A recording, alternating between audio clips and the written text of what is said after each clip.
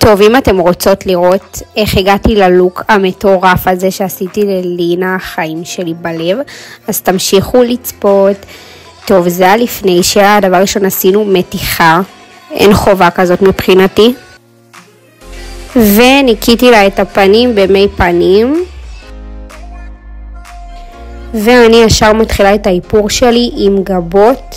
התחלתי להבריש לה את הגבות כלפי מעלה עם הג'ל המושלם שלי.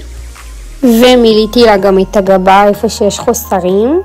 וקבלו את הגבות הנדירות שיצאו לה. פשוט נדיר. עכשיו אני עוברת לקונסילר, אני שמה לה אותו מתחת לצלליות על כל גלגל העין. ומטשטשים.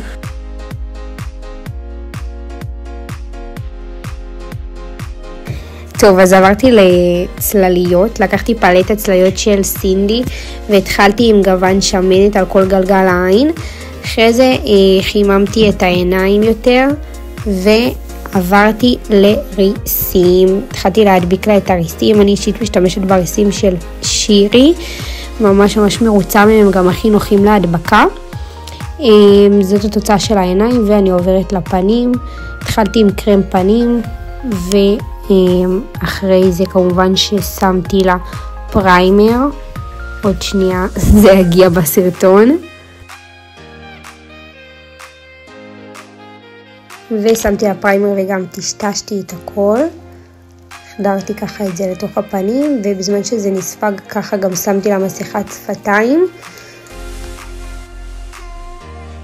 עברתי לשתי מייקאפים כאלו כלילים יחסית, וטשטשתי לה את הכל, כמובן גם על האוזן והצוואר, שלא יהיו הבדלים בגוונים. שמתי לה קונסילר בגוון קטמטם טיפה, כדי להסתיר את הפיצונים, וטשטשתי טוב בתפיחות. עברתי להערות ולחיטובים, ככה לחמם את הפנים. הלכתי היום על לוק באמת שזוף כזה. שמתי לה עוד קונסילר בגוון אחר, ושמתי לה עוד קונסילר מתחת לעיניים, וצבע קרם חום כזה. את האמת שהוא לגבות, אבל השתמשתי בו היום למתחת לעיניים. וסומק נוזלי.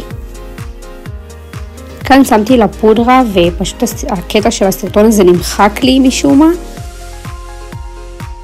אז ישר זה קפץ לשפתיים.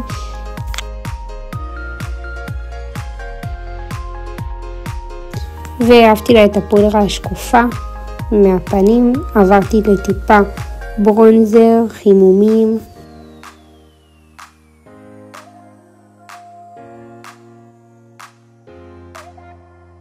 והוספתי לה טיפה שימר, ופשוט יצא וואו.